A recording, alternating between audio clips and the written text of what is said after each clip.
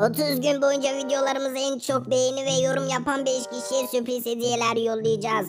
Kazanan 5 kişi 30 gün sonra açıklanacak. Sizin yerinizde olsam 7/24 365 gün ölene dek beğeni ve yorum yapardım. Şu yalanı bırak da videoya geçelim. Yalan değil, herkes beğenip yorum yapsın. 30 gün sonra görürüz. Burada neler oluyor? Renkler nereye gitti? Hadi geri dön mor. Sana bir sürprizim var. Oh, kalsın. Daha fazla sürpriz istemiyorum Mavi. Senden bile. Sadece kaçmaya devam etmeliyim. Ölürüm yine de teslim olmam. Bırak beni kırmızı... Bekle, kırmızı... Evet, tekrar. Mavi, kırmızı olmuşsun. Ne oldu? Kendime biraz makyaj yaptım. Bu olanların sorumlusu sen misin yoksa? Renkleri sen mi karıştırdın?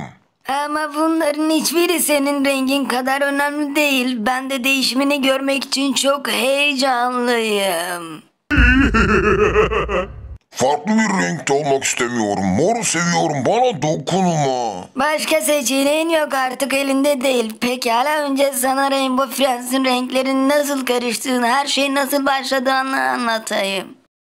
Ve tüm hikaye dün akşam başladı. Kırmızı yine insanları dönüştürmek için son planını test ediyordu. Ve yanında durdum ve izledim.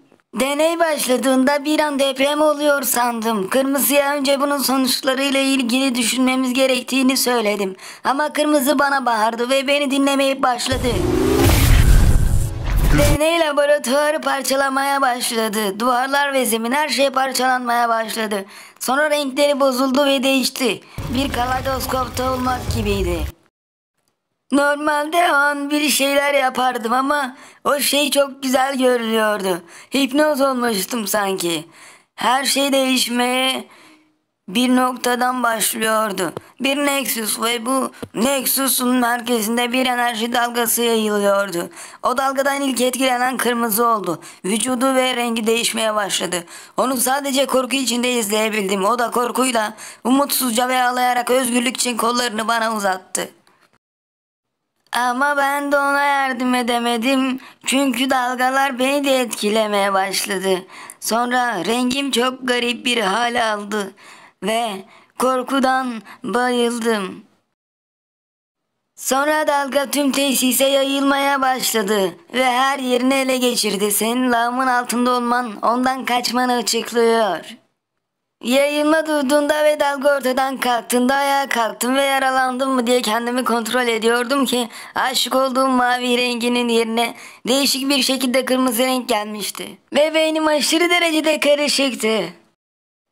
Farklı bir şekilde aniden bu durum için hiçbir şey yapmak istemedim. Ne bir deney ne başka bir şey. Tabii ki yeniden insan olmayı istiyordum. Ama içimde yeni bir Rainbow Friends yapma isteği de vardı. Ve o isteği zar zor durdurdum. Kırmızının ayağa kalktığını görünce onun da benim mükemmel mavi rengimi aldığını fark ettim. Ve kafam kırmızının kafası gibi çalışıyordu. Sanki kırmızının beynine de sahip olmuştum. Kırmızının geçmişini gördüm. Onun için üzüldüm ve diğer tüm Rainbow Friends'ler için de üzüldüm. Çünkü artık onlar arkadaşım olarak değil de bir durumda kullanabileceğim piyonlarım olarak görüyordum. Kendimi onlardan üstün görüyordum. İşe geri döndüm. Kırmızı gibi düşünebilmeme gülüyordum. Ve tüm gece tekrar insan olma planlarım için uğraştım. Bu arada diğer tarafta turuncu ve yeşilin klasik kavgalarından biri oluyordu. Turuncu yeşilin etrafında hızla dönüyordu. Yeşil de turuncuya vurmaya çalışıyordu. Kör olduğu için de göremiyordu. Ve dalga turuncuyu da yakaladı. Turuncunun rengini birden muhteşem bir şekilde değiştirmeye başladı. Pembe, mavi, kırmızı ve en sonunda yeşilde durdu. Sonra ayağa kalktı ve görmediğini anladı. Ellerini uzatmış ve yolunu bulmaya çalışıyordu ama her şeye takılıp duruyordu. Öte yandan yeşil durduğu yerde değişim geçirmişti. Turuncunun rengini almıştı ve artık gözleri de görüyordu her şeyi. Görebildiği için çok memnundu ama turuncunun sadece bu özelliklerini almamıştı. Aynı zamanda aşırı aç hissediyordu ve hemen yemek bulabilmek için güvenlik kameralarından etrafa bakmaya başladı. Mekan misafirlere açıktı. Yani bu demek oluyor ki güzel bir ziyafet çekecekti. Yeşil yolda turuncuyla karşılaştı ve turuncu onun aşağı inmesine engel olmak istiyordu. Ama o hiçbir şey görmeden bir şey yapamazdı. Hiçbir şey görmeden turuncu kendini çok çaresiz hissediyordu ve yürürken bir duvara çarptı. Bir grup konuk orada dolaşıyor, mekanı inceliyorlardı. Çalışanların nerede olduklarını merak ediyorlardı. Ve Yeşil onları gördü, ilk başta sadece onlara bakıyordu. Ve bu değişik yaklaşım tarzıyla görmek beni heyecanlandırıyordur. Ve birden çocukların yüz ifadeleri değişti. Yeşil onlara açgözlülüğün kötü bir şey olduğunu söylemişti. Sonra Yeşil çocuklara saldırmaya başladı. Ve bunu duyan Kırmızı aşırı öfkelendi. Yeşil'i durdurmaya gidiyordu. Her ikisi de çok öfkeliydi ve kavga etmeye başladılar. Bu oyun üyelerinin hiç sevmediği bir şeydir. Görünen o ki Kırmızı benim gücüme sahipti. Ama Yeşil'de de muhteşem bir sonsuz öfke vardı. Yakın bir savaştı ama Yeşil sonunda zirveye çıktı. Yani dövüşü kazandı. Ama Turuncu'nun beceriksizliği yüzünden Turuncu Kırmızı'ya takıldı ve Yeşil'i düşürdü.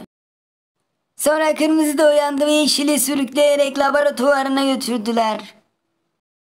Bu nokta çıldırtıcıydı. Yeşil açım diye bağırıp duruyordu. Yine de ben devreye girebildim. Böylece oyun yeri yine mutlu misafirlerle dolu. İlk açıldığı zamanlardaki gibi. Ve para da akıyordu resmen. Ve yeni araştırma yapmak için fotoğrafları kullanabilirim ve gelişmelerden sizi haberdar ederim. Yeşil maalesef gücünü toplamış ve artık bizimle değildi. Onu hapsetmemizin karşılığı olarak laboratuvarı darmadağın etmişti. Ve onun yıkımının sonucu olarak Nexus tekrar dalgalanmaya başladı.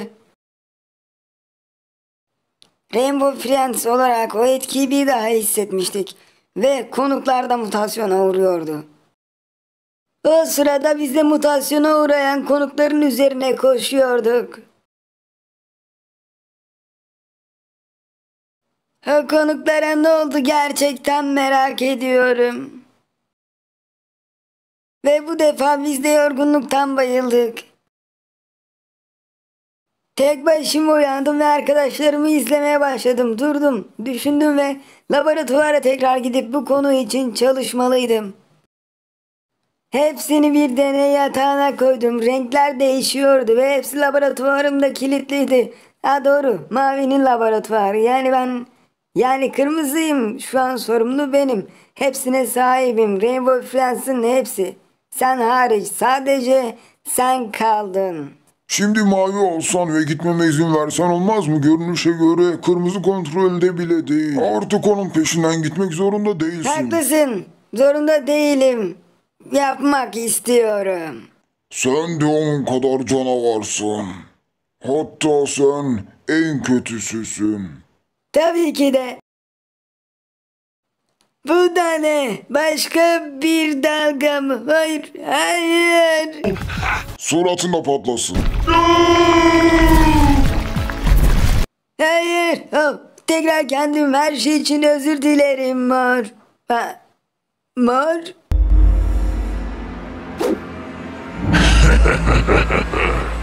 Mor burada değil.